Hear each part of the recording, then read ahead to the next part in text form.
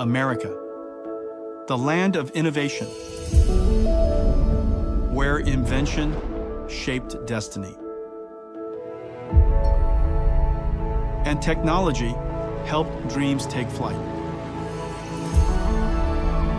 At Bell Labs, the transistor was born, sparking the age of semiconductors and giving rise to Silicon Valley. Hedy Lamarr reimagined communication, paving the way for wireless connectivity. IBM's System 360 put a universal computer at the heart of industry. Intel's microprocessor drove the digital age forward. And Cray's supercomputers expanded the frontiers of science. So we think we're at the beginning of something with this technology, and we're going to go just as fast as we can. Apple made computing personal. Hello, I am Macintosh. Microsoft opened the window to a new world of software. Long before the web, You've got mail. US government researchers built ARPANET, connecting the first computers, the foundation for the internet. An iPod, a phone. Are you getting it? Then Apple again, put 1,000 songs in your pocket and the internet in your hand. Every era, a leap. We choose to go to the moon in this decade and do the other thing, not because they are easy, but because they are hard. Every leap, America led. One giant leap for mankind. Now, the next era is here, launched by a revolutionary new computing model. This is likely going to be the most important contribution we've made to the computer industry.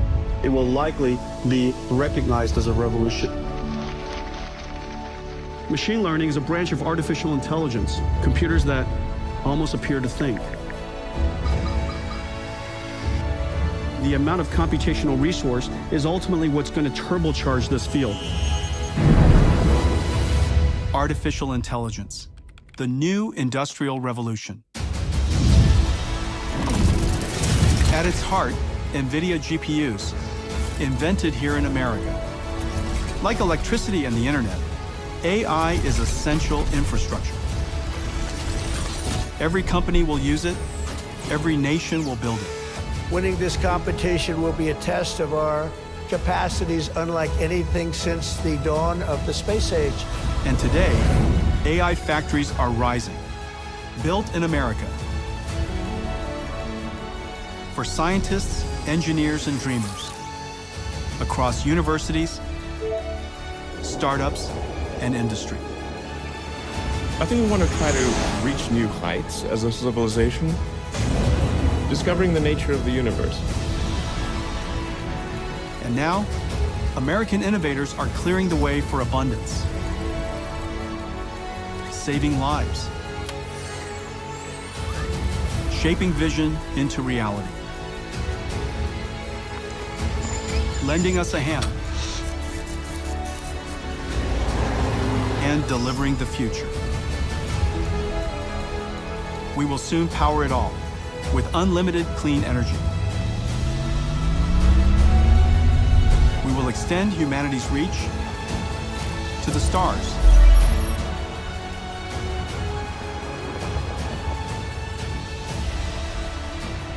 This is America's next Apollo moment. Together, we take the next great leap to boldly go where no one has gone before. And here is where it all begins.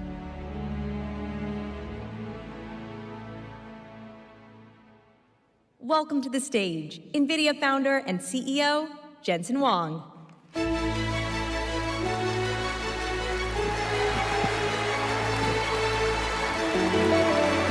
Washington, D.C. Washington, D.C., welcome to GTC. It's hard not to be sentimental and proud of America, I gotta tell you that. Was that video amazing? Thank you. NVIDIA's creative team does an amazing job. Welcome to GTC. We have a lot to cover with you today. GTC is where we talk about industry, science, computing, the present, and the future. So I've got a lot to cover with you today. But before I start, I want to thank all of our partners who helped sponsor this great event. You'll see all of them around the show. They're here to meet with you.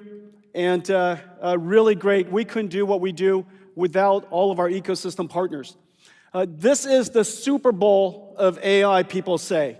And therefore, every Super Bowl should have an amazing pregame show. What do you guys think about the pregame show and our all-star athletes and all-star cast? Look at these guys. Somehow, I turned out the buffest. What do you guys think? I don't know if I had something to do with that. NVIDIA invented a new computing model for the first time in 60 years, as you saw in the video. A new computing model rarely comes about. It takes an enormous amount of time and set of conditions. We invented this computing model because we wanted to solve problems that general purpose computers, normal computers, could not. We also observed that someday, transistors will continue, the number of transistors will grow, but the performance and the power of transistors will slow down. That Moore's law will not continue beyond, limited by the laws of physics. And that moment has now arrived. Dennard scaling has stopped. It's called Dennard scaling. Dennard scaling has stopped nearly a decade ago. And in fact, the transistor performance and its power associated has slowed tremendously. And yet, the number of transistors continued. We made this observation a long time ago, and for 30 years, we've been advancing this form of computing we call accelerated computing. We invented the GPU, we invented the programming model called CUDA, and we observed that if we could add a processor that takes advantage of more and more and more transistors, apply parallel computing, add that to a sequential processing CPU, that we could extend the capabilities of computing well beyond. And that moment has really come. We have now seen that inflection point. Accelerated computing, its moment has now arrived. However, accelerated computing is a fundamentally different programming model. You can't just take a CPU software written by hand, executing sequentially, and put it onto a GPU and have it run properly. In fact, if you just did that, it actually runs slower. And so you have to reinvent new algorithms. You have to create new libraries. You have to, in fact, rewrite the application, which is the reason why it's taken so long. It's taken us nearly 30 years to get here. But we did it one domain at a time. This is the treasure of our company. Most people talk about the GPU. The GPU is important. But without a programming model that sits on top of it, and without dedication to that programming model, keeping it compatible over generations, we're now CUDA 13 coming up on CUDA 14. Hundreds of millions of GPUs running in every single computer, perfectly compatible. If we didn't do that, then developers wouldn't target this computing platform. If we didn't create these libraries, then developers wouldn't know how to use the algorithm and use the architecture to its fullest. One application after another. I mean, this is really the treasure of our company. cuLitho, computational lithography. It took us nearly 7 years to get here with cuLitho, and now TSMC uses it, Samsung uses it, ASML uses it. This is an incredible library for computational lithography, the first step of making a chip. Sparse solvers for CAE applications. cuOpt, a numerical optimization, has broken just about every single record. The traveling salesperson problem, how to connect millions of products with millions of customers in the supply chain. Warp, Python solver for CUDA, for simulation. cuDF, a data frame approach, basically accelerating SQL, data frame databases. This library is the one that started AI altogether, cuDNN. The library on top of it called Megatron Core made it possible for us to simulate and train extremely large language models. The list goes on.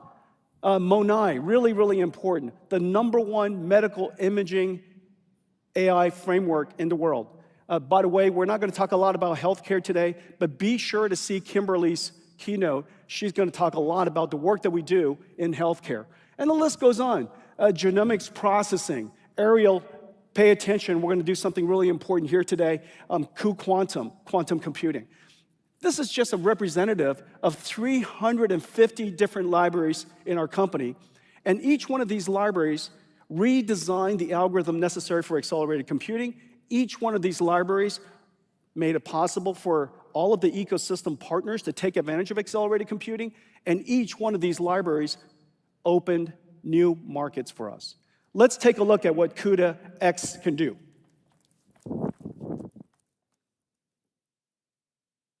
Ready, go!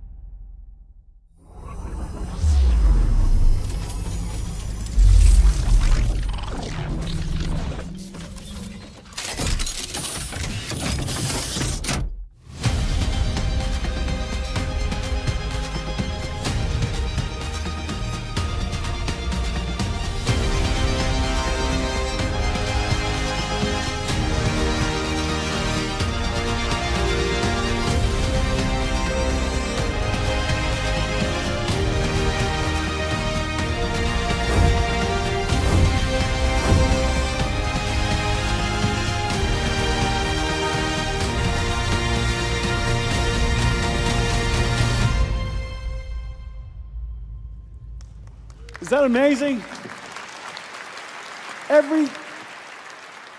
Everything you saw was a simulation. There was no art, no animation. This is the beauty of mathematics. This is deep computer science, deep math, and it's just incredible how beautiful it is.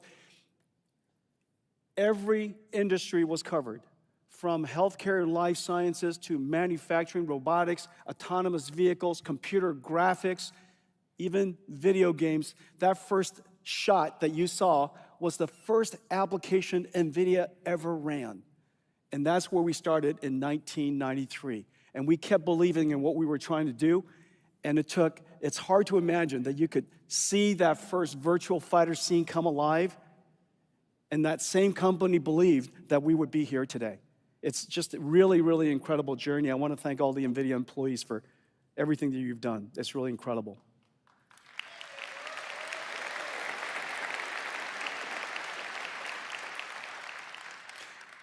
We have a lot of industries to cover today. I'm going to cover AI, 6G, quantum, models, enterprise computing, robotics, and factories. Let's get started. We have a lot to cover, a lot of big announcements to make, a lot of new partners that would very much surprise you. Telecommunications is the backbone, the lifeblood of our economy, our industries, our national security. And yet, ever since the beginning of wireless, where we defined the technology, we defined the global standards, we exported American technology all around the world so that the world can build on top of American technology and standards. It has been a long time since that's happened.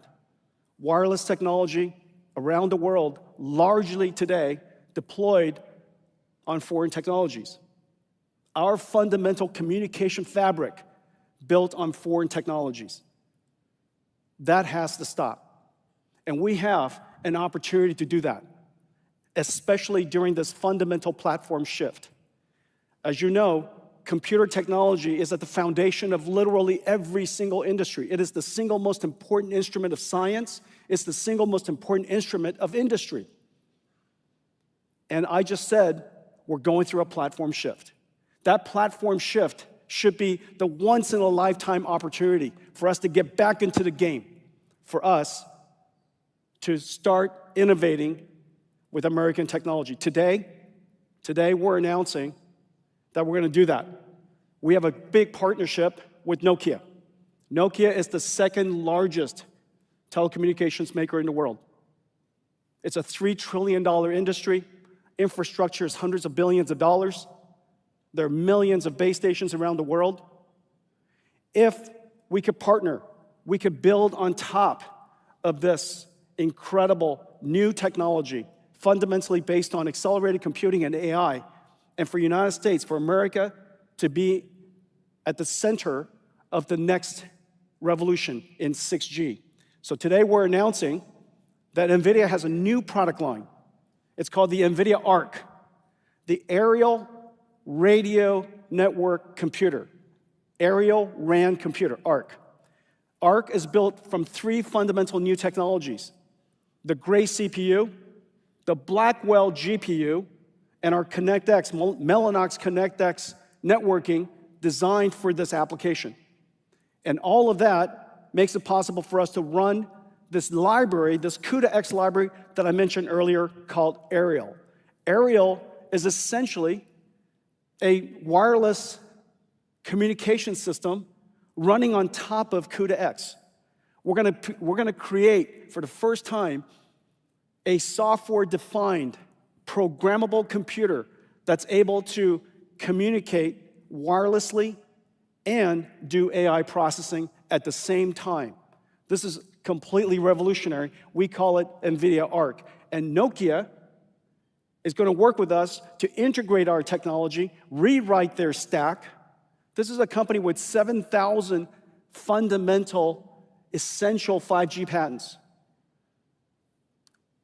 Hard to imagine any greater leader in telecommunications. So we're going to partner with Nokia. They're going to make NVIDIA ARC their future base station. NVIDIA ARC is also compatible with AirScale, the current Nokia base stations. So what that means is we're going to take this new technology and we'll be able to upgrade millions of base stations around the world with 6G and AI. Now, 6G and AI is really quite fundamental in the sense that for the first time, we'll be able to use AI technology, AI for RAN, to make radio communications more spectral efficient. Using artificial intelligence, reinforcement learning, adjusting the beamforming in real time in context, depending on the surroundings and the traffic and the mobility, the weather. All of that could be taken into account so that we could improve spectral efficiency. Spectral efficiency consumes about 1.5% to 2% of the world's power.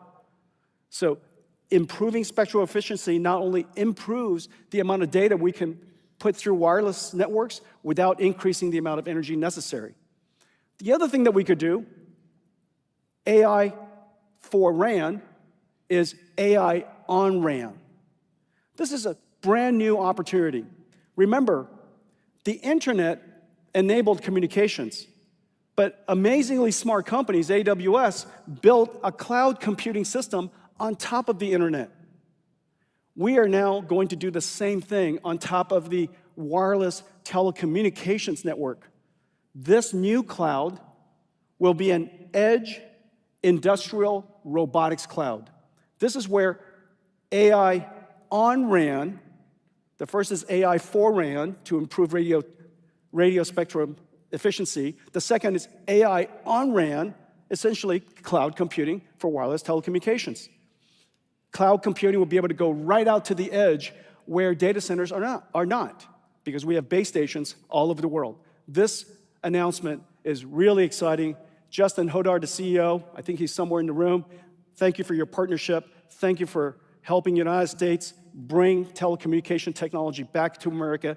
This is really a fantastic, fantastic partnership. Thank you very much.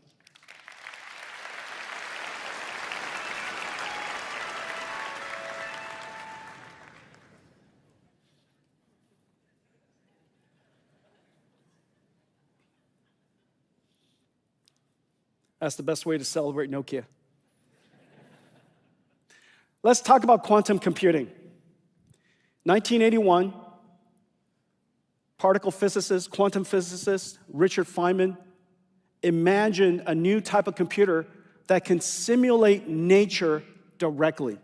To simulate nature directly, because nature is quantum. He called it a quantum computer. 40 years later, the industry has made a fundamental breakthrough. 40 years later, just last year, a fundamental breakthrough. It is now possible to make one logical qubit. One logical qubit.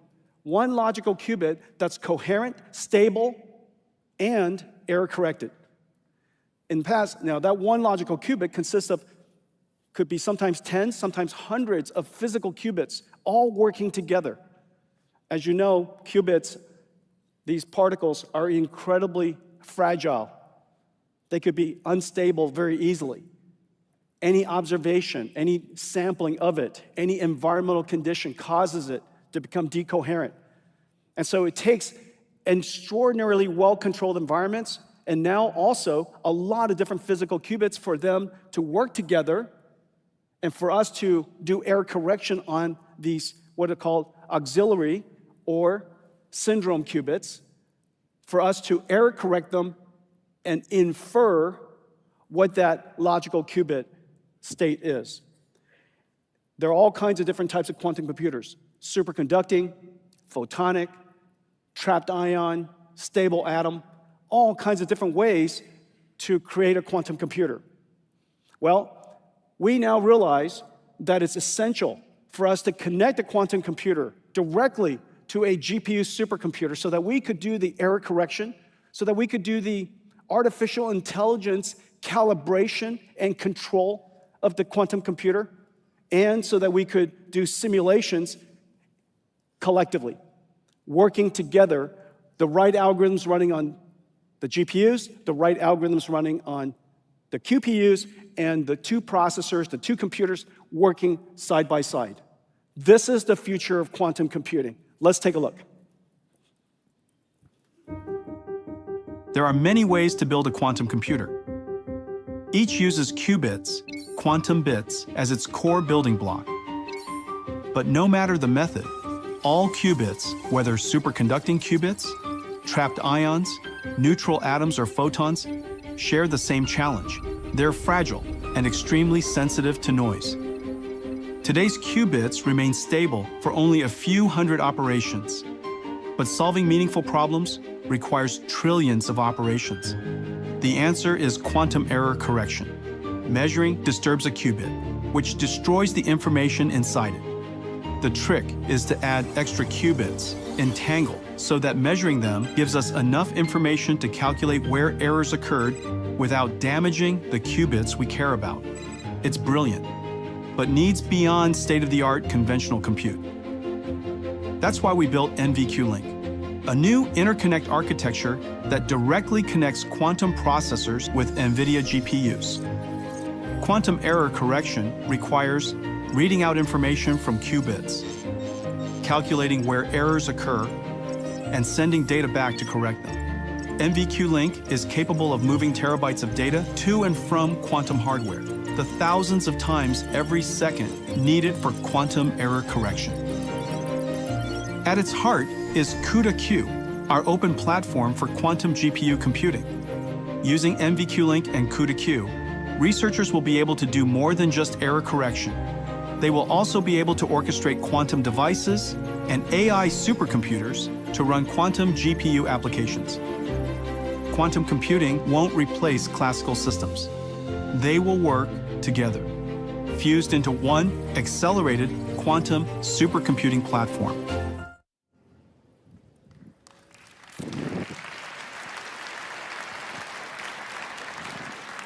Wow, this is a really long stage.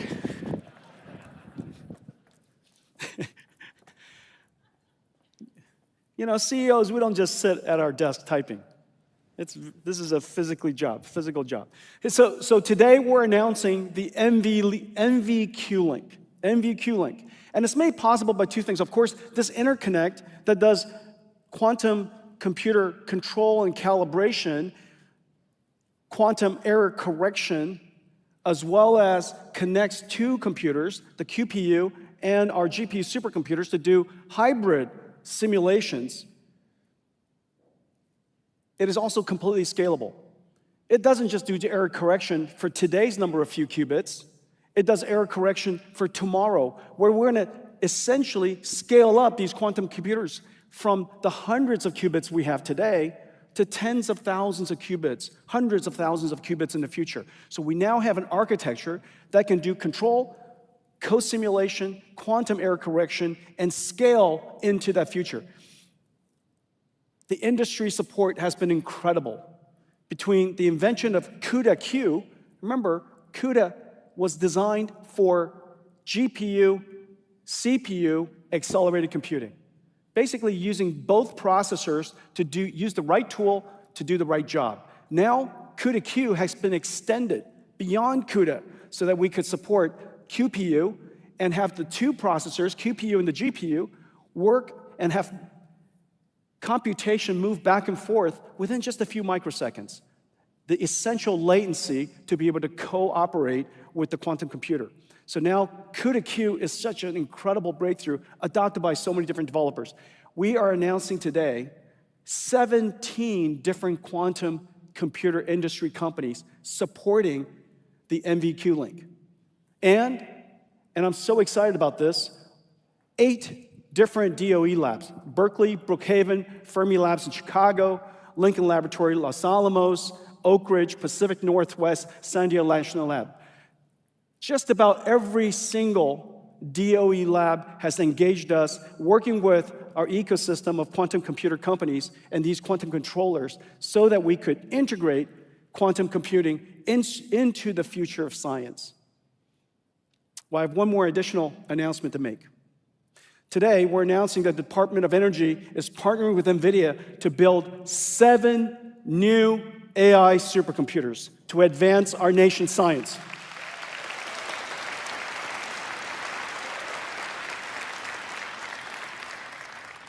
I have to have a shout out for Secretary Chris Wright.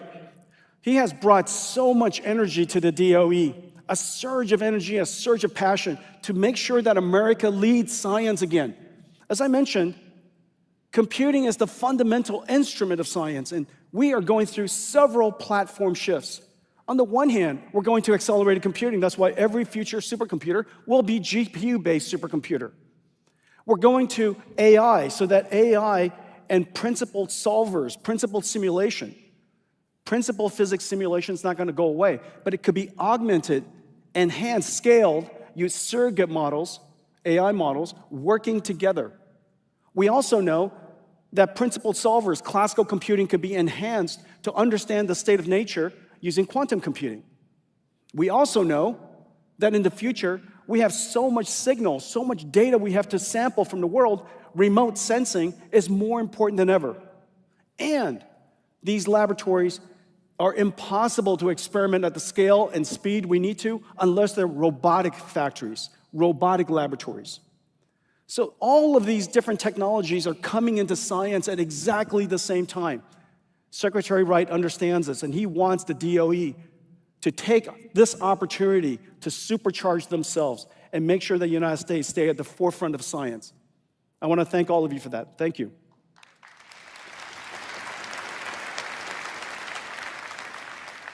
Let's talk about AI. What is AI? Most people would say that AI is a chatbot, and it's rightfully so.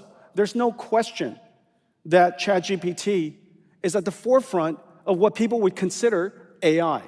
However, just as you see right now, these scientific supercomputers are not going to run chatbots. They're going to do basic science. Science, AI, the world of AI is much, much more than a chatbot. Of course, the chatbot is extremely important, and AGI is fundamentally critical. Deep computer science, incredible computing, great breakthroughs are still essential for AGI. But beyond that, AI is a lot more. AI is, in fact, I'm going to describe AI in a couple different ways.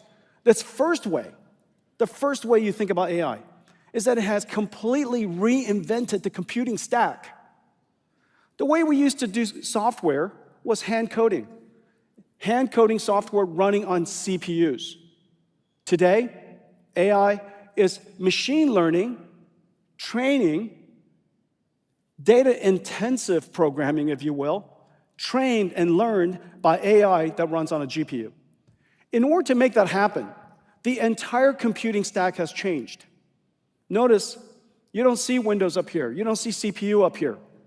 You see a whole fundamentally different stack. Everything from the need for energy. And this is another area where our administration, President Trump, deserves enormous credit. His pro-energy initiative, his recognition that this industry needs energy to grow. It needs energy to advance, and we need energy to win. His recognition of that and putting the weight of the nation behind pro-energy growth completely changed the game. If this didn't happen, we could have been in a bad situation. And I want to thank President Trump for that.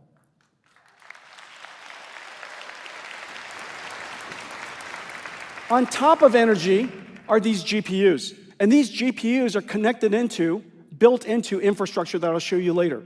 On top of this infrastructure, which consists of giant data centers like easily many times the size of this room, an enormous amount of energy, which then transforms the energy through this new machine called GPU supercomputers to generate numbers.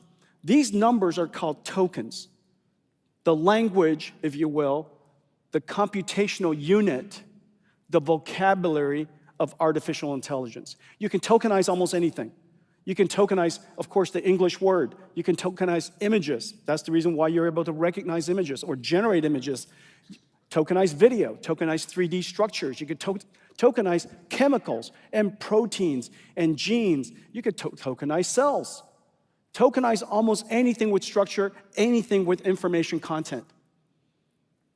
Once you could tokenize it, AI can learn that language and the meaning of it. Once it learns the meaning of that language, it can translate, it can respond just like you interact with ChatGPT, and it could generate just as ChatGPT can generate. So all of the fundamental things that you see ChatGPT do, all you have to do is imagine, what if it was a protein? What if it was a chemical? What if it was a 3D structure like a factory? What if it was a robot? And the token was understanding behavior and tokenizing motion and action. All of those concepts are basically the same, which is the reason why AI is making such extraordinary progress. And on top of these models are applications. Transformers is not a universal model. It's an incredibly effective model, but there's no one universal model. It's just that AI has universal impact. There are so many different types of models. In the last several years, we enjoyed the invention and went through the innovation, breakthroughs of multimodality. There's so many different types of models. There's CNN models, convolutional neural network models. There's state space models. There's graph neural network models, multimodal models, of course, all the different tokenizations and token methods that I just described. You could have models that are spatial in its understanding, optimized for spatial awareness. You could have models that are optimized for long sequence, recognizing subtle information over a long period of time. There are so many different types of models. On top of these models, architectures. On top of these model architectures are applications. The software of the past, and this is a profound understanding, a profound observation of artificial intelligence, that the software industry of the past was about creating tools. Excel is a tool. Word is a tool. A web browser is a tool. The reason why I know these are tools is because you use them. The tools industry, just as screwdrivers and hammers, the tools industry is only so large. In the case of IT tools, they could be database tools. These IT tools is about $1 trillion or so. But AI is not a tool. AI is work. That is the profound difference. AI is, in fact, workers that can actually use tools. One of the things I'm really excited about is the work that Ervin's doing at Perplexity. Perplexity using web browsers to book vacations or do shopping, basically an AI using tools. Cursor is an AI, an agentic AI system that we use at NVIDIA. Every single software engineer at NVIDIA uses Cursor. It has improved our productivity tremendously. It's basically a partner for every one of our software engineers to generate code. And it uses a tool. And the tool it uses is called VS Code. So Cursor is an AI, agentic AI system that uses VS Code. Well, all of these different industries, whether it's chatbots or digital biology where we have AI assistant researchers, or what is a robo-taxi?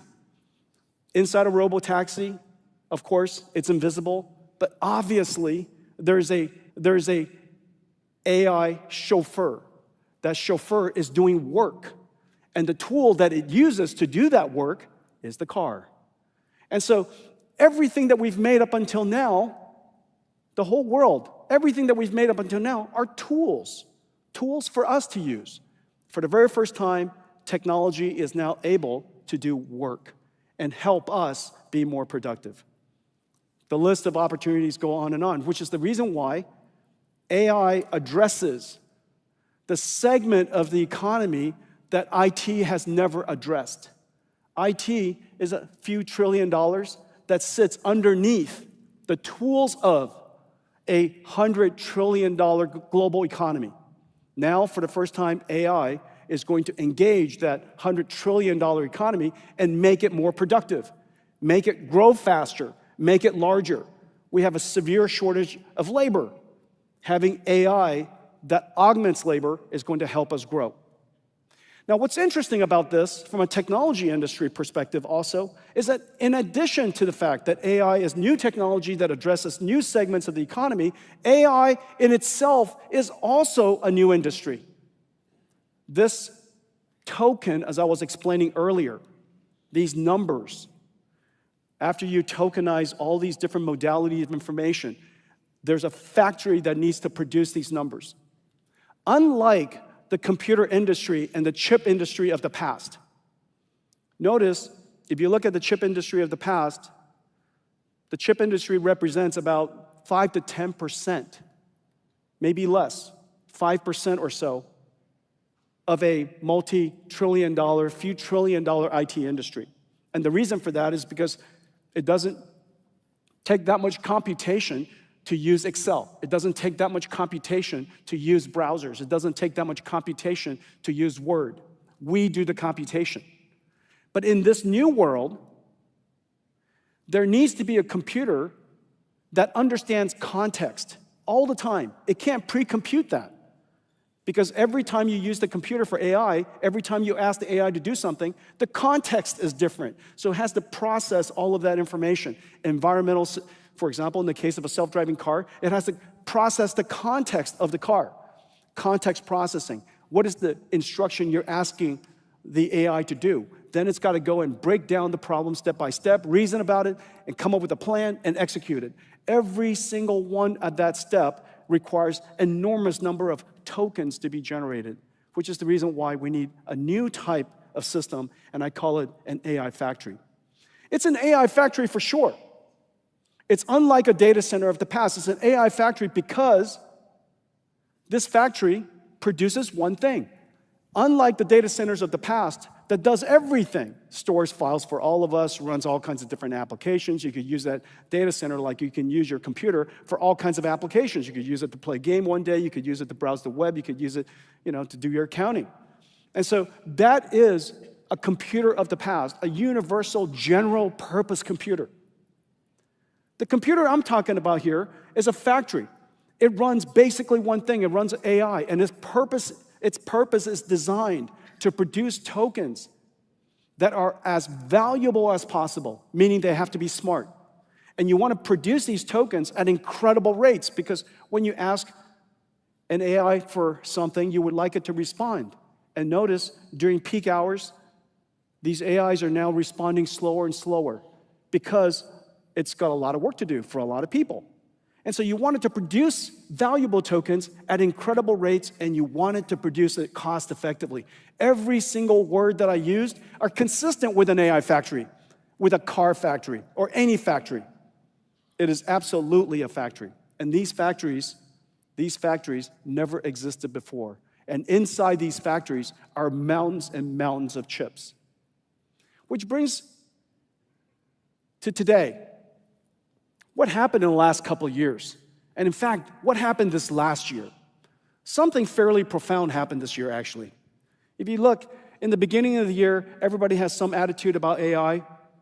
That attitude is generally, this is going to be big, it's going to be the future, and somehow, a few months ago, it kicked into turbocharge. And the reason for that is several things. The first is that we, in the last couple of years, have figured out how to make AI much, much smarter. Rather than just pre-training basically says, let's take all of the information that humans have ever created, let's give it to the AI to learn from. It's essentially memorization and generalization.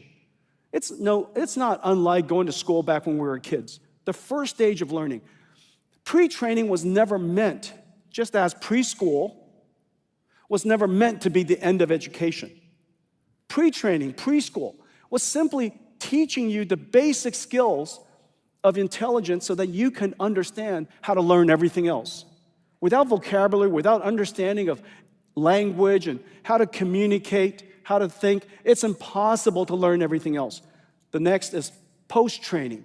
Post-training, after pre-training, is teaching you skills. Skills to solve problems, break down problems, reason about it, how to solve math problems, how to code, how to think about these problems step by step. Use first principle reasoning. And then after that is where computation really kicks in. As you know, for many of us, we went to school, and that's, in my case, decades ago. But ever since, I've learned more, thought about more, and the reason for that is because we're constantly grounding ourselves in new knowledge, we're constantly doing research, and we're constantly thinking. Thinking is really what intelligence is all about. And so now we have three fundamental technology skills. We have these three technologies, pre-training, which still requires enormous amount of computation. We now have post-training, which uses even more computation. And now thinking puts incredible amounts of computation load on the infrastructure because it's thinking on our behalf for every single human. So the amount of computation necessary for AI to think, inference, is really quite extraordinary. Now, I used to hear people say that inference is easy. NVIDIA should do training. NVIDIA is going to do, they're really good at this, so they're going to do training. That inference was easy. How could thinking be easy? Regurgitating memorized content is easy. Regurgitating the multiplication table is easy. Thinking is hard, which is the reason why these three new scaling laws, which is all of it in full steam, has put so much pressure on the amount of computation. Now, another thing has happened. From these three scaling laws, we get smarter models. And these smarter models need more compute. But when you get smarter models, you get more intelligence, people use it.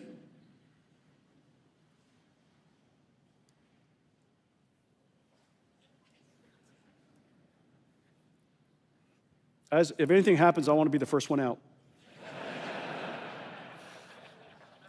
Just kidding. I'm sure it's fine. Probably just lunch. My stomach. Was that me? And so where was I? The smarter your models are, the more people use it. It's now more grounded.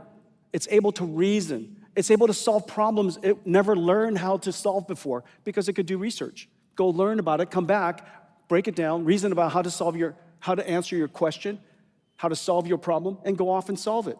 The amount of thinking is making the models more intelligent. The more intelligent it is, the more people use it. The more intelligent it is, the more computation is necessary. But here's what happened. This last year, the AI industry turned a corner, meaning that the AI models are now smart enough. They're worthy to pay for. NVIDIA pays for every license of Cursor, and we gladly do it. We gladly do it because Cursor is helping a several $100,000 employee software engineer or AI researcher be many, many times more productive. So of course we'd be more than happy to do that. These AI models have become good enough that they are worthy to be paid for. Cursor, 11 Labs, Synthesia, Abridge, Open Evidence, the list goes on. Of course, OpenAI, of course, Claude. These models are now so good that people are paying for it. And because people are paying for it and using more of it, and every time they use more of it, you need more compute, we now have two exponentials. These two exponentials, one is the exponential compute requirement of the three scaling law. And the second exponential, the smarter it is, the more people use it, the more computing it needs. Two exponentials now putting pressure on the world's computational resource. At exactly the time when I told you earlier that Moore's Law has largely ended. And so the question is, what do we do? If we have these two exponential demands growing, and if we don't find a way to drive the cost down, then this positive feedback system, this circular feedback system, essentially called the virtuous cycle, essential for almost any industry, essential for any platform industry. It was essential for NVIDIA. We have now reached the virtuous cycle of CUDA. The more applications people create, the more valuable CUDA is. The more valuable CUDA is, the more CUDA computers are purchased. The more CUDA computers are purchased, more developers want to create applications for it. That virtuous cycle for NVIDIA has now been achieved after 30 years. We have achieved that also. 15 years later, we've achieved that for AI. AI has now reached the virtuous cycle. And so the more you use it, because the AI is smart and we pay for it, the more profit is generated, the more compute's put on the grid, the more compute is put into AI factories, the AI becomes smarter,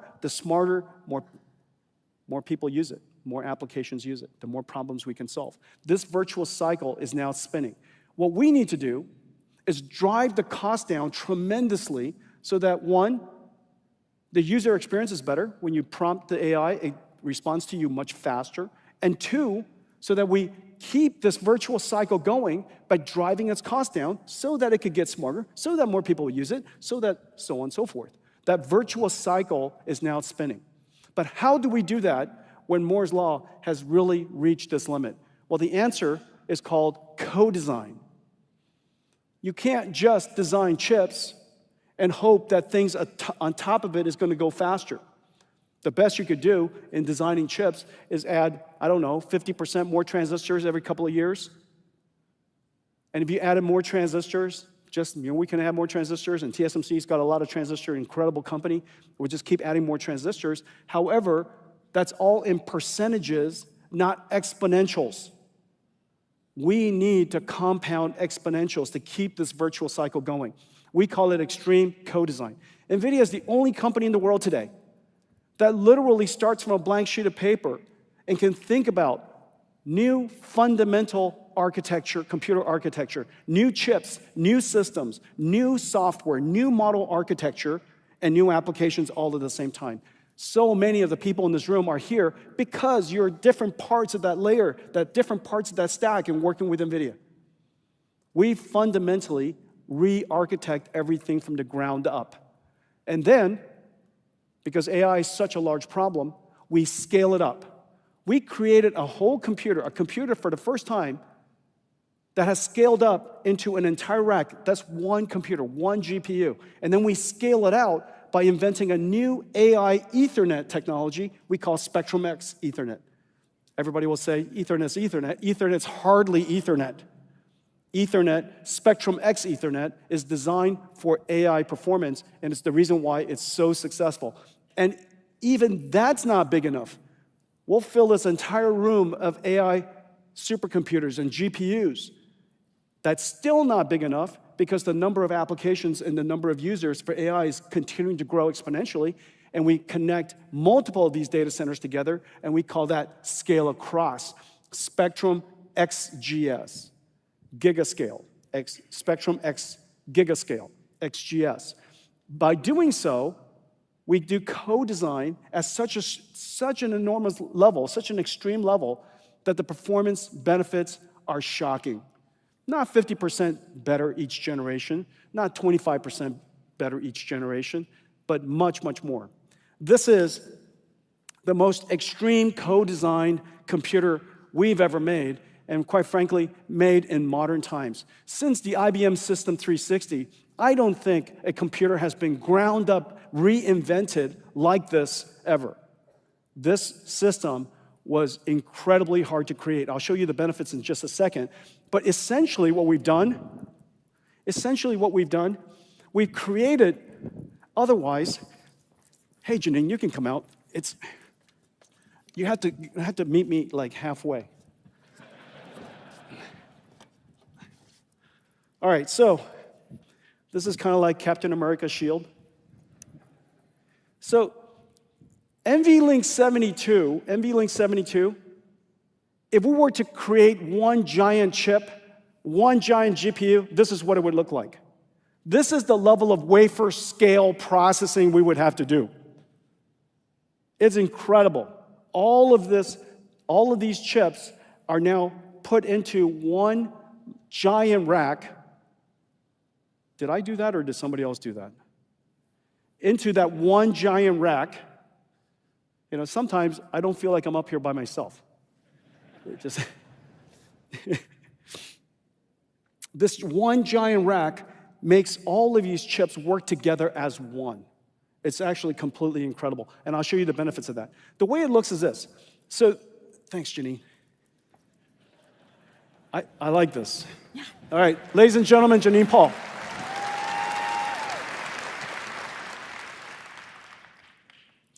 I got it.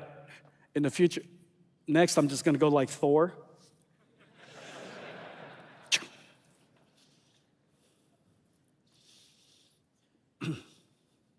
It's like when you're at home and you can't reach the remote and you just go like this and somebody brings it to you. That's, same idea. It never happens to me. I'm just dreaming about it. I'm just saying. Okay, so anyhow, we basically, this is what we created in the past. This is NVLink 8. Now, these models are so gigantic, The way we solve it is we turn this model, this gigantic model, into a whole bunch of experts. It's a little bit like a team. And so these experts are good at certain types of problems. And we collect a whole bunch of experts together. And so this giant multi-trillion-dollar AI model has all these different experts, and we put all these different experts on a GPU. Now, this is NVLink 72. We could put all of the chips into one giant fabric, and every single expert can talk to each other.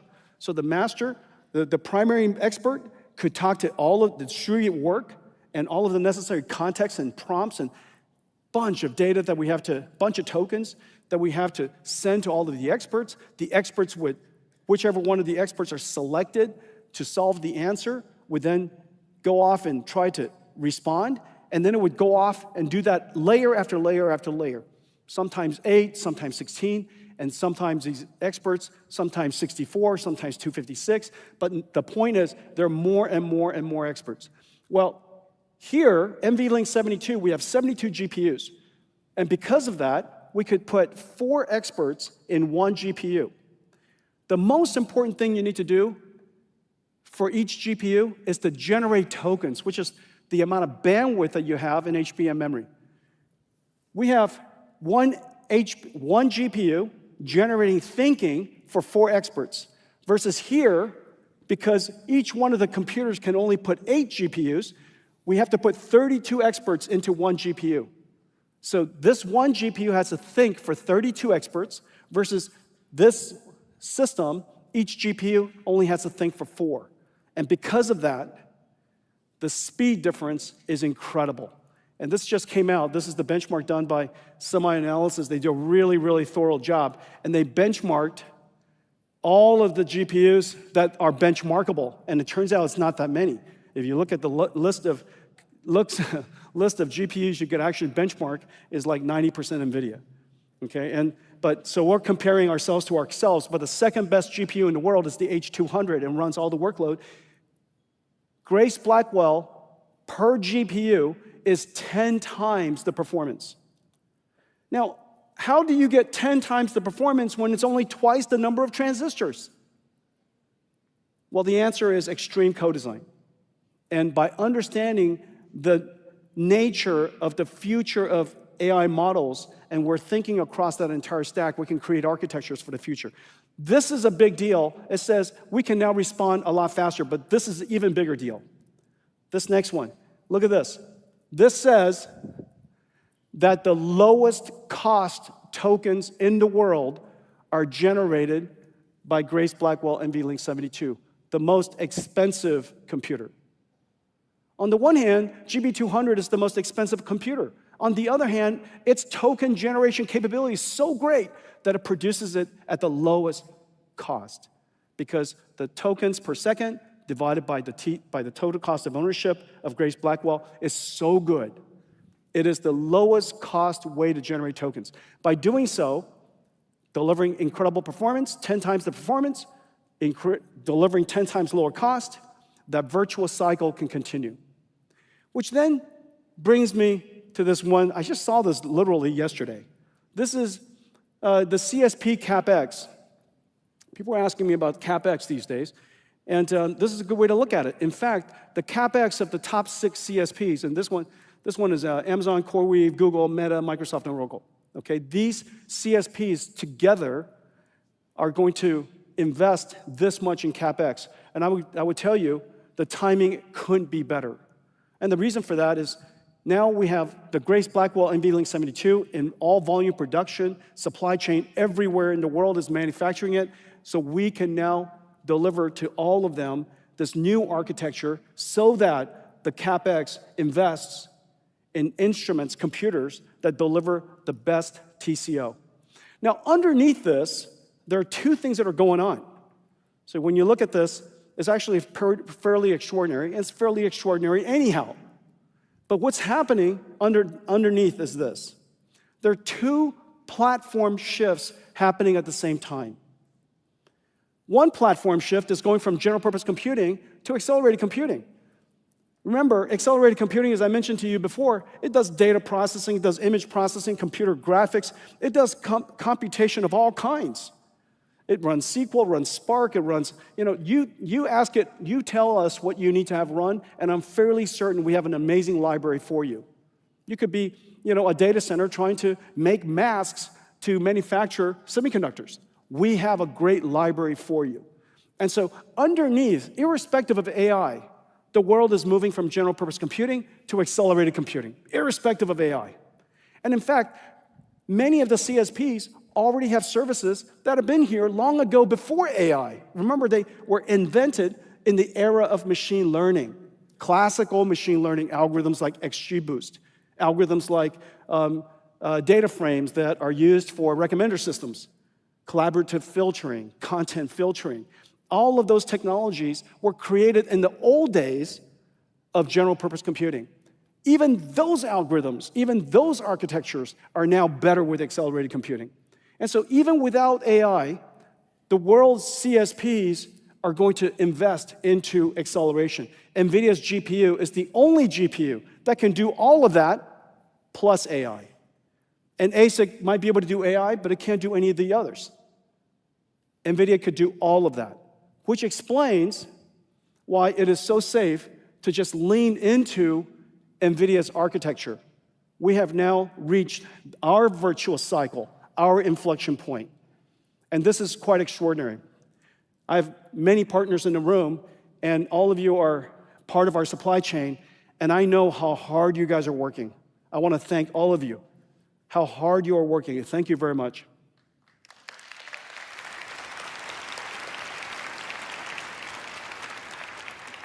Now I'm going to show you why. This is what's going on in our company's business. We're seeing extraordinary growth for Grace Blackwell for all the reasons that I just mentioned. It's driven by two exponentials. We now have visibility. I think we're probably the first technology company in history to have visibility into $500 billion of cumulative Blackwell and early ramps of Rubin through 2026. And as you know, 2025 is not over yet, and 2026 hasn't started. This is how much business is on the books. $500 billion worth so far. Now this is, out of that, we've already shipped 6 million of the Blackwells in the first several quarters. I guess the first 4 quarters of production, 3.5 quarters of production. We still have 1 more quarter to go for 2025, and then we have 4 quarters. So the next 5 quarters, there's $500 billion, $500 billion. That's 5 times the growth rate of Hopper. That kind of tells you something. This is Hopper's entire life. This doesn't include China and Asia, so this is just the West, okay? This is just, we're excluding China. So Hopper, in its entire life, 4 million GPUs. Blackwell, each one of the Blackwells has 2 GPUs in it in one large package. 20 million GPUs of Blackwells in the early parts of Rubin. Incredible growth. So I want to thank all of our supply chain partners, everybody. I know how hard you guys are working. I made a video to celebrate your work. Let's play it.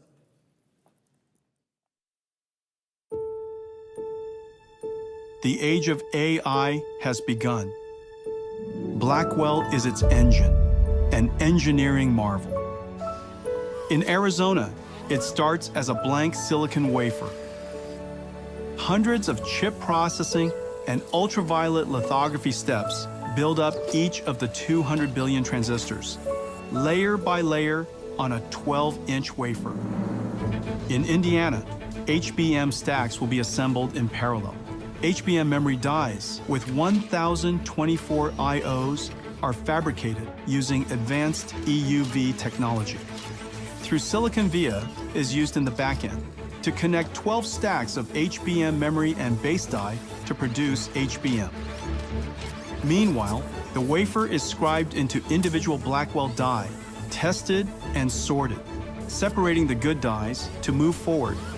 The chip-on-wafer on substrate process attaches 32 Blackwell dies and 128 HBM stacks on a custom silicon interposer wafer.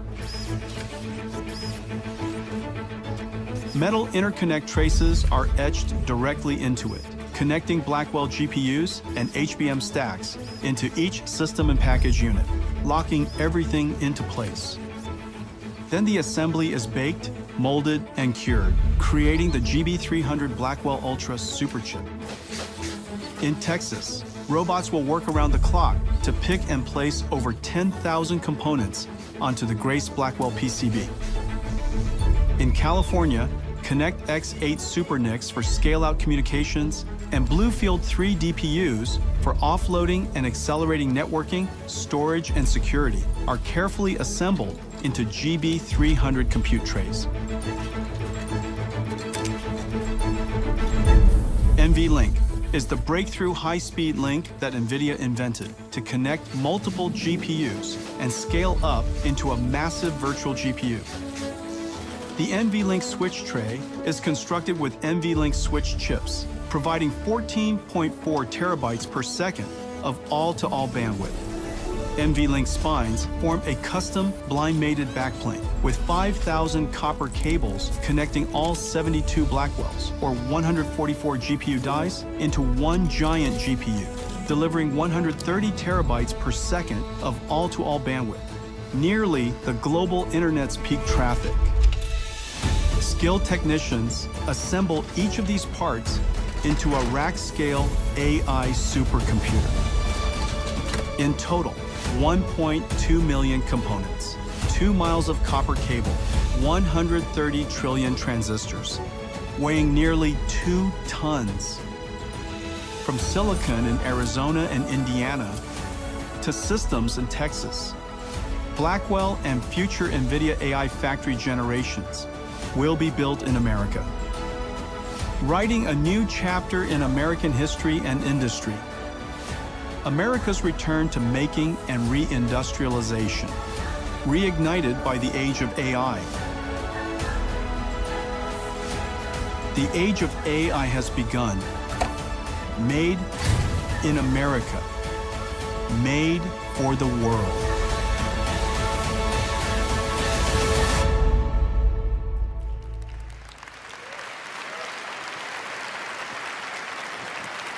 We are manufacturing in America again. It is incredible. The first thing that President Trump asked me for is bring manufacturing back. Bring manufacturing back because it's necessary for national security. Bring manufacturing back because we want the jobs and we want that part of the economy. And 9 months later, we are now manufacturing in full production Blackwell in Arizona.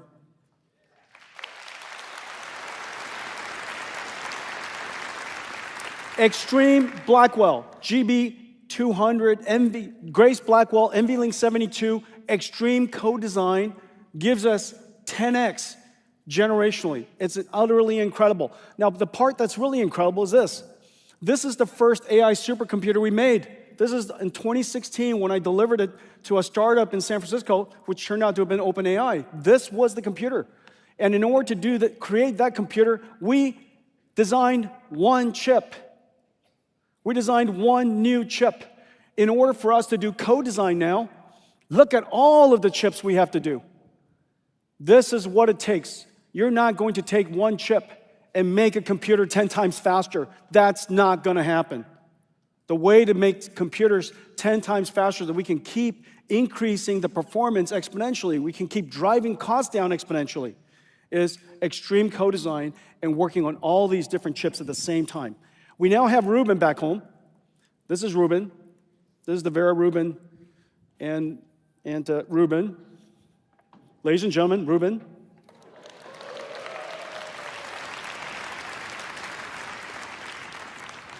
This is our third generation NVLink 72 rack scale computer. Third generation. GB200 was the first one. All of our partners around the world, I know how hard you guys worked. It was insanely hard. It was insanely hard to do. Second generation, so much smoother. And this generation, look at this, completely cableless. Completely cableless. And this is all back in the lab now. This is the next generation Rubin. While we're shipping GB300s, we're preparing Rubin to be in production, this time next year, maybe slightly earlier. And so every single year, we are going to come up with the most extreme co-design system so that we can keep driving up performance and keep driving down the token generation cost. Look at this. This is just an incredibly beautiful computer. Now, so this is amazing. This is 100 petaflops. I know it doesn't mean anything. 100 petaflops. But compared to the DGX-1 I delivered to OpenAI 9 years ago, it's 100 times the performance right here versus 100 times of that supercomputer. 100 times 100 of those, let's see, 100 of those would be like 25 of these racks, all replaced by this one thing. One Vera Rubin. Okay, so this is the compute tray, and this is, so Vera Rubin super chip, okay? And this is the compute tray, this up right here. It's incredibly easy to install. Just flip these things open, shove it in. Even I could do it, okay? And this is the Vera Rubin compute tray. If you decide you wanted to add a special processor, we've added another processor. It's called a context processor because the amount of context that we give AIs are larger and larger. We wanted to read a whole bunch of PDFs before it answered a question. We wanted to read a whole bunch of archive papers, watch a whole bunch of videos. Go learn all this before you answer a question for me. All of that context processing could be added. And so you see on the bottom, 8 ConnectX-9 new Super NICs. You have CPXs, 8 of them. You have Bluefield 4, this new data processor, 2 Vera CPUs, and 4 Rubin packages, or 8 Rubin GPUs. All of that in this one node, completely cable-less, 100% liquid-cooled. And then this new processor, I won't talk too much about it today, I don't have enough time, but this is completely revolutionary. And the reason for that is because your AIs need to have more and more memory. You're interacting with it more, you wanted to remember our last conversation, everything that you've learned on my behalf, please don't forget it when I come back next time. And so all of that memory is going to create this thing called KV caching, and that KV caching, retrieving it, you might have noticed, every time you go into your AIs these days, it takes longer and longer to refresh and retrieve all of the previous conversations. And the reason for that is that we need a revolutionary new processor, and that's called Bluefield 4. Next is the ConnectX switch, the NVLink switch, which is right here. Okay? This is the NVLink switch. This is what makes it possible for us to connect all of the computers together. And this switch is now several times the bandwidth of the entire world's peak internet traffic. And so that spine is going to communicate and carry all of that data simultaneously to all of the GPUs. On top of that, this is the Spectrum X switch, and this Ethernet switch was designed so that all of the processors could talk to each other at the same time and not gum up the network. That's very technical. Okay, so these are these three combined, and then this is the quantum switch. This is for InfiniBand, this is Ethernet. We don't care what language you would like to use, whatever standard you like to use, we have great scale-out fabrics for you, whether it's InfiniBand or quantum or Spectrum. Ethernet, this one uses silicon photonics and is completely co-packaged options. Basically, the laser comes right up to the silicon and connects it to our chips. Okay, so this is the Spectrum X Ethernet. And so now let's talk about, thank you. Oh, this is what it looks like. This is a rack. This is 2 tons, 1.5 million parts. And the spine, this spine right here, carries the entire internet traffic in 1 second. Same speed, moves it across all of these different processors. 100% liquid cooled. All for the, fastest token generation rate in the world. Okay, so that's what a rack looks like. Now, that's one rack, A gigawatt data center would have, call it, let's see, 16 racks would be 1,000, and then 500 of those. So whatever, 500 times 16. And so call it 9,000 of these, 8,000 of these would be a 1 gigawatt data center. Okay? And so that's a future AI factory. Now, as you notice, NVIDIA started out by designing chips, and then we started to design systems, and we designed AI supercomputers. Now we're designing entire AI factories. Every single time we move out and we integrate more of the problem to solve, we come up with better solutions. We now build entire AI factories. This AI factory is what we're building for Vera Rubin, and we created a technology that makes it possible for all of our partners to integrate into this factory digitally. Let me show it to you.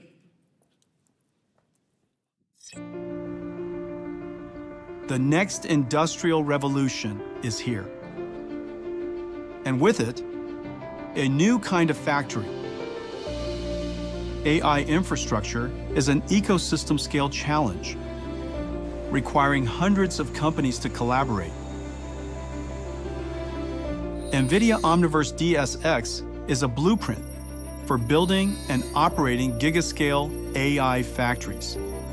For the first time, the building, power, and cooling are co-designed with NVIDIA's AI infrastructure stack.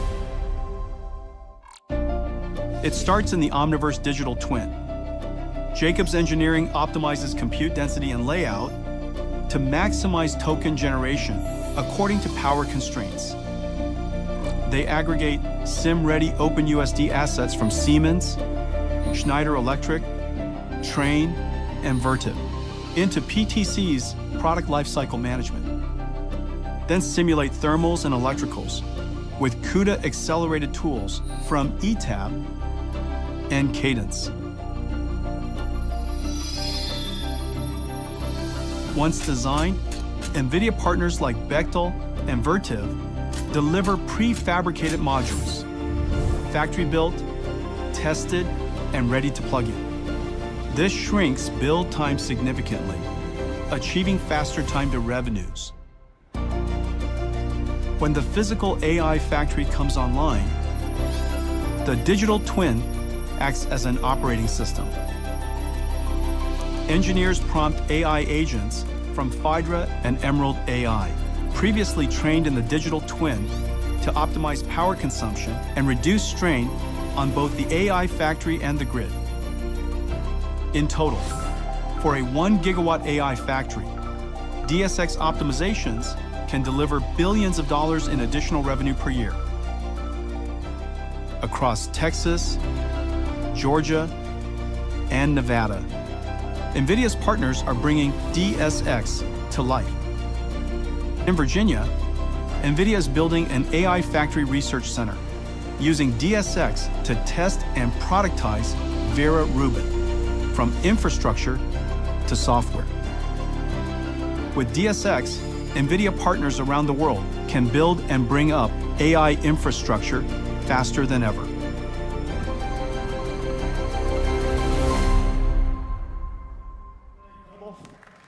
Completely in digital. Long before Vera Rubin exists as a real computer, we've been using it as a digital twin computer. Now, long before these AI factories exist, we will use it, we will design it, we'll plan it, we'll optimize it, and we'll operate it as a digital twin.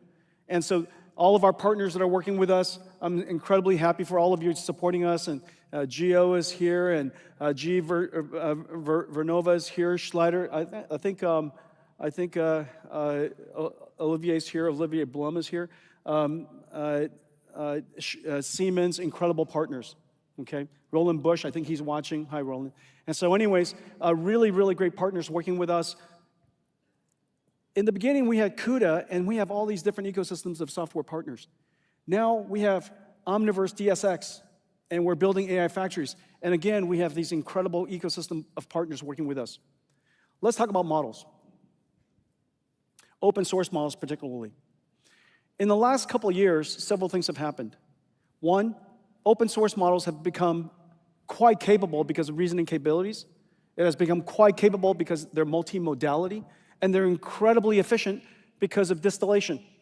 So all of these different capabilities have become, has made open source models, for the very first time, incredibly useful for developers. They are now the lifeblood of startups. Lifeblood of startups in different industries, because obviously, as I mentioned before, each one of the industries have its own use case, its own data, its own use data, its own flywheels. All of that capability, that domain expertise, needs to have the ability to embed into a model. Open source makes that possible. Researchers need open source. Developers need open source. Companies around the world, we need open source. Open source models is really, really important. The United States has to lead in open source as well. We have amazing proprietary models. We need also amazing open source models. Our country depends on it. Our startups depend on it. And so NVIDIA is dedicating ourselves to go do that. We are now the largest, we lead in open source contribution. We have 23 models in leaderboards. We have all these different domains, from language models to physical AI models I'm going to talk about, robotics models to biology models. Each one of these models has enormous teams, and that's one of the reasons why we build supercomputers for ourselves, to enable all these models to be created. We have #1 speech model, #1 reasoning model, #1 physical AI model. The number of downloads is really, really terrific. We are dedicated to this, and the reason for that is because science needs it, researchers need it, startups need it, and companies need it.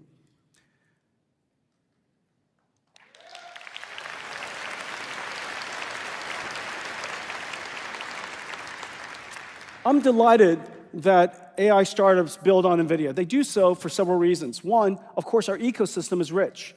Our tools work great. All of our tools work on all of our GPUs. Our GPUs are everywhere. It's literally in every single cloud. It's available on-prem. You could build it yourself. You could build up an enthusiast gaming PC with multiple GPUs in it, and you could download our software stack, and it just works. We have the benefit of rich developers who are making this ecosystem richer and richer and richer. So I'm really pleased with all of the startups that we're working with. I'm thankful for that. It is also the case that many of these startups are now starting to create even more ways to enjoy our GPUs.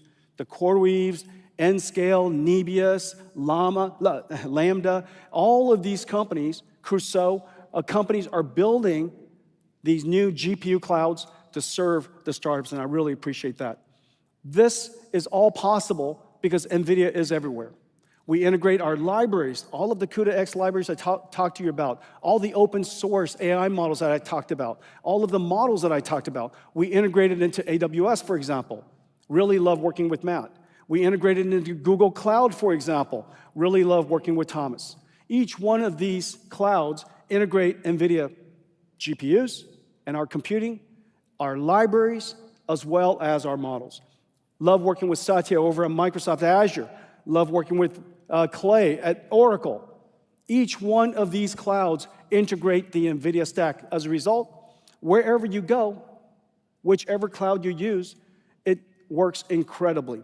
We also integrate NVIDIA libraries into the world's SaaS, so that each one of these SaaS will eventually become agentic SaaS. I love Bill McDermott's vision for ServiceNow. There you go. I think that might have been Bill. Hi, Bill. And so ServiceNow, 85% of the world's enterprise workflows. SAP, 80% of the world's commerce. Christian Klein and I are working together to integrate NVIDIA libraries, CUDA-X and NeMo and Nemotron, all of our AI systems into SAP. Working with Sassine over at Synopsys, accelerating the world's CAE, CAD, EDA tools so that they could be faster and could scale, helping them create AI agents. One of these days, I would love to hire AI agent ASIC designers to work with our ASIC designers, essentially the cursor of Synopsys, if you will. We're working with Anirudh. Anirudh, I saw him earlier today. He was part of the pre-game show.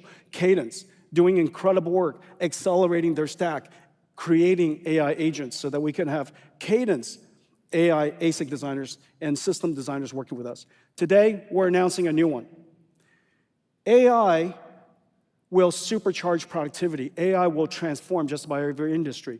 But AI will also supercharge cybersecurity challenges, the bad AIs. And so we need an incredible defender. I can't imagine a better defender than CrowdStrike. George is here. He was here. Yep, I saw him earlier.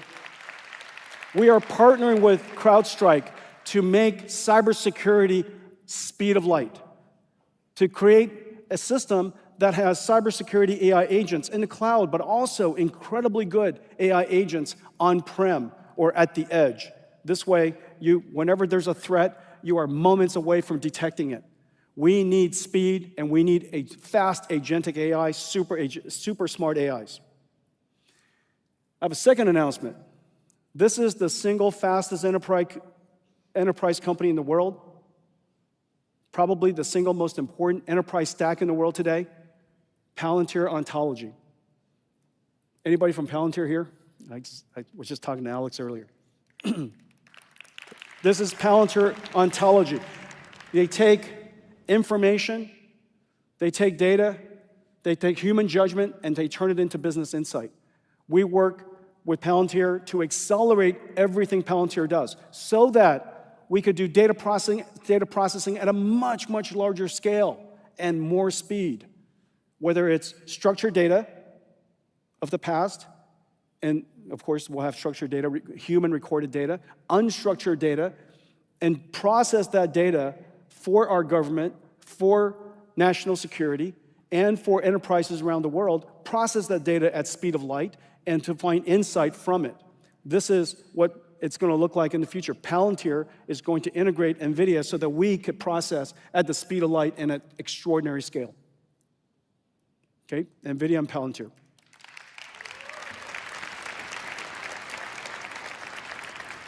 Let's talk about physical AI. Physical AI requires 3 computers. Just as it takes 2 computers to train a language model, one that's to train it, evaluate it, and then inference it, okay? So that's the large GB200 that you see. In order to do it for physical AI, you need 3 computers. You need the computer to train it. This is GB, the Grace Blackwell NVLink 72. We need a computer that does all of the simulations that I showed you earlier with Omniverse DSX. It basically is a digital twin for the robot to learn how to be a good robot and for the factory to essentially be a digital twin. That computer is the second computer, the Omniverse computer. This computer has to be incredibly good at generative AI, and it has to be good at computer graphics, sensor simulation, ray tracing, signal processing. This computer is called the Omniverse computer. And once we train the model, simulate that AI inside a digital twin, and that digital twin could be a digital twin of a factory as well as a whole bunch of digital twins of robots. Then you need to operate that robot, and this is the robotic computer. This one goes into a self-driving car. Half of it could go into a robot, okay? Or you could actually have, robots that are quite agile and quite fast in operations, and it might take 2 of these computers. And so this is the Jetson Thor robotics computer. These 3 computers all run CUDA, and it makes it possible for us to advance physical AI that understand the physical world, understand laws of physics, causality, permanence, physical AI. We have incredible partners working with us to create the physical AI of factories.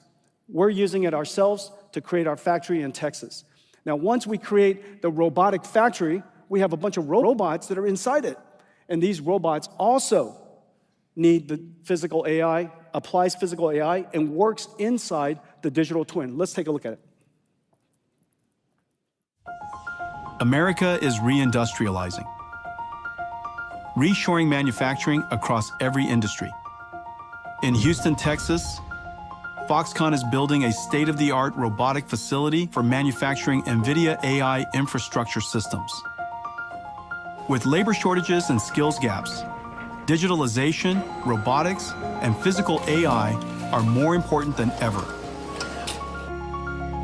The factory is born digital in Omniverse. Foxconn engineers assemble their virtual factory in a Siemens digital twin solution developed on Omniverse technologies. Every system, mechanical, electrical, plumbing, is validated before construction. Siemens Plant Simulation runs design space exploration optimizations to identify ideal layout. When a bottleneck appears, engineers update the layout, with changes managed by Siemens Teamcenter.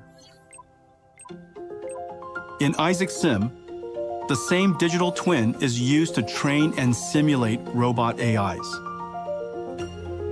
In the assembly area, FANUC manipulators build GB300 tray modules. Bimanual manipulators from FII and Skilled AI install bus bars into the trays. And AMRs shuttle the trays to the test pods. Then, Foxconn uses Omniverse for large-scale sensor simulation, where robot AIs learn to work as a fleet. In Omniverse, Vision AI agents built on Nvidia Metropolis and Cosmos watch the fleets of robots and workers from above to monitor operations and alert Foxconn engineers of anomalies and safety violations, or even quality issues. And to train new employees, agents power interactive AI coaches for easy worker onboarding. The age of U.S. reindustrialization is here, with people and robots working together. That's the future of manufacturing, the future of factories. I want to thank our partner, Foxconn. Yang Liu, the CEO, is here. But all of these ecosystem partners make it possible for us to create the future of robotic factories. The factory is essentially a robot that's orchestrating robots to build things that are robotic. You know, this is the amount of software necessary to do this is so intense that unless you could do it inside a digital twin, to plan it, to design it, to operate it inside a digital twin, the hopes of getting this to work is nearly impossible. I'm so happy to see also that Caterpillar, my friend Joe Creed, and his 100-year-old company is also incorporating digital twins in the way they manufacture. These factories will have future robotic systems, and one of the most advanced is Figure. Brett Adcock is here today. He founded a company 3.5 years ago. They're worth almost $40 billion today. We're working together in training the AI, training the robot, simulating the robot, and of course, the robotic computer that goes into Figure. Really amazing. I had the benefit of seeing it. It's really quite extraordinary. It is very likely that humanoid robots, and my friend Elon is also working on this, that this is likely going to be one of the largest new consumer electronics markets, and surely one of the largest industrial equipment market. Peggy Johnson and the folks at Agility are working with us on robots for warehouse automation. The folks at Johnson & Johnson working with us again, training the robot, simulating it in digital twins, and also operating the robot. These Johnson & Johnson surgical robots are even going to perform surgery that are completely non-invasive surgery at a precision the world's never seen before. And of course, the cutest robot ever, the Disney robot. And this is something really close to our heart. We're working with Disney Research on an entirely new framework and simulation platform based on revolutionary technology called Newton. And that Newton simulator makes it possible for the robot to learn how to be a good robot inside a physically aware, physically based environment. Let's take a look at it.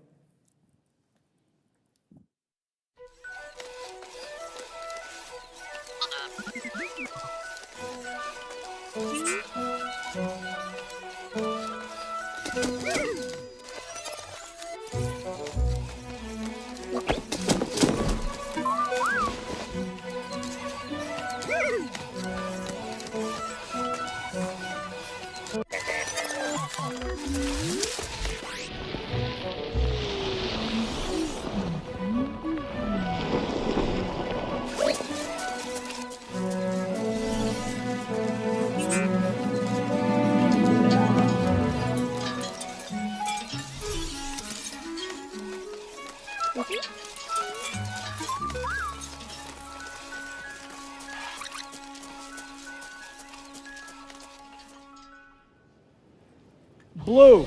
Ladies and gentlemen, Disney Blue. Tell me that's not adorable. He's not adorable. We all want one. We all want one. Now, remember, everything you were just seeing, that is not animation. It's not a movie. It's a simulation. That simulation is an omniverse. Omniverse, the digital twin. So these digital twins of factories, digital twins of warehouses, digital twins of surgical rooms, digital twins where Blue could learn how to manipulate and navigate and interact with the world, all completely done in real time. This is going to be the largest consumer electronics product line in the world. Some of them are just really working incredibly well now. This is the future of humanoid robotics, and of course, Blue. Okay?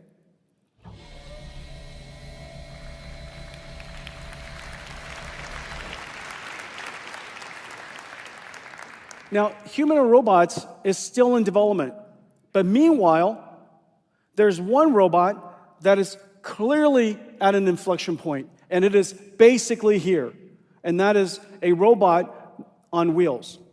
This is a robo-taxi. A robo-taxi is essentially an AI chauffeur. Now, one of the things that we're doing today, we're announcing the Nvidia Drive Hyperion. This is a big deal. We created this architecture so that every car company in the world could create cars, vehicles, could be commercial, could be passenger, could be dedicated to robo-taxi, create vehicles that are robo-taxi ready. The sensor suite with surround cameras and radars and LiDAR make it possible for us to achieve the highest level of surround cocoon sensor perception and redundancy necessary for the highest level of safety. Hyperion Drive Hyperion, is now designed into Lucid, Mercedes-Benz, my friend Ola Kalenius, the folks at Stellantis, and there are many other cars coming. And once you have a basic standard platform, then developers of AV systems, and there's so many talented ones, Wave, Wabi, Aurora, Momenta, Neuro, there's so many of them.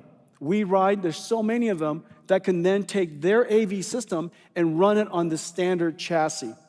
Basically, the standard chassis has now become a computing platform on wheels. And because it's standard and the sensor suite is comprehensive, all of them could deploy their AI to it. Let's take a quick look.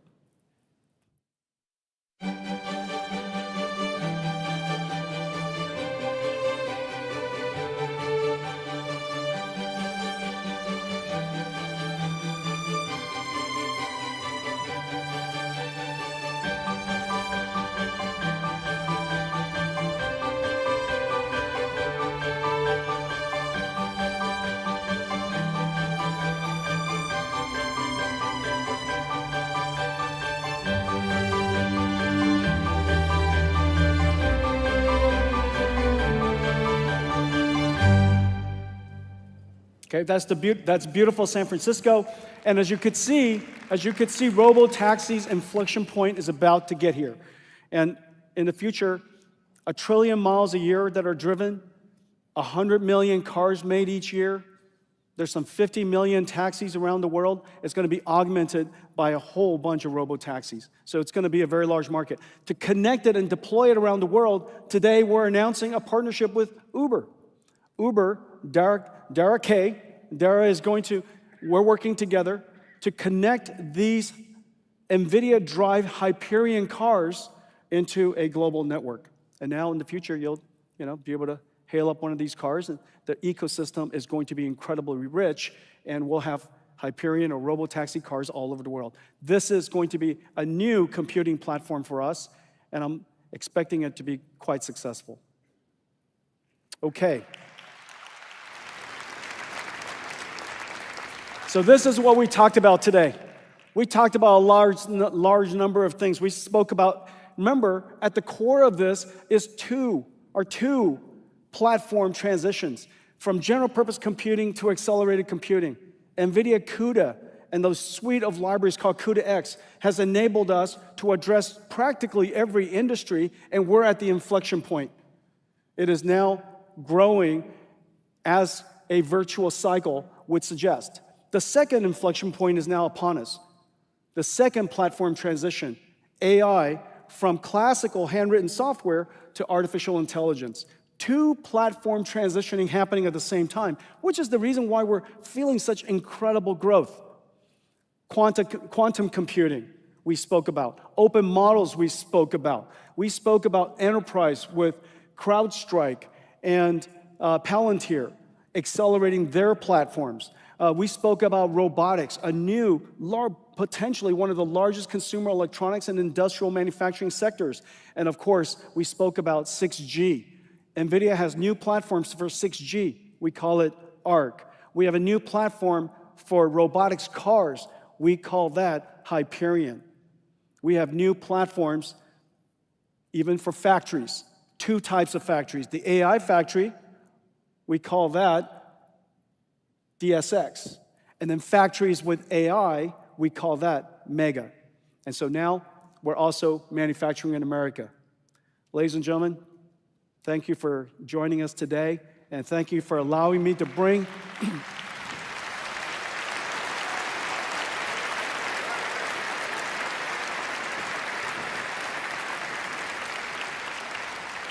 Thank you for allowing us to bring GTC to Washington, D.C. We're going to do it hopefully every year. And thank you all for your service and making America great again. Thank you.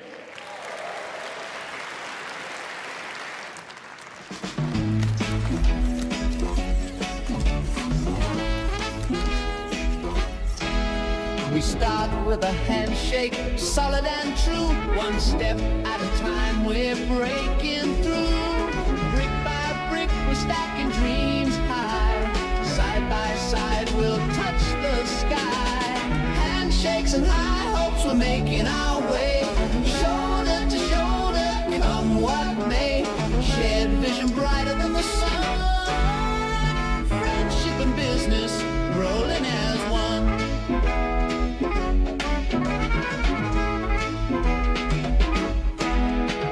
Plans on paper, but hearts in sync. Building together faster than you think. Laughter's the glue in the grind we share. We've got the spark, we're going somewhere. Handshakes and high hopes, we're making our way. Shoulder to shoulder, come what may. Shared vision brighter than the sun. Friendship and business. Handshakes and high hopes, we're making our way.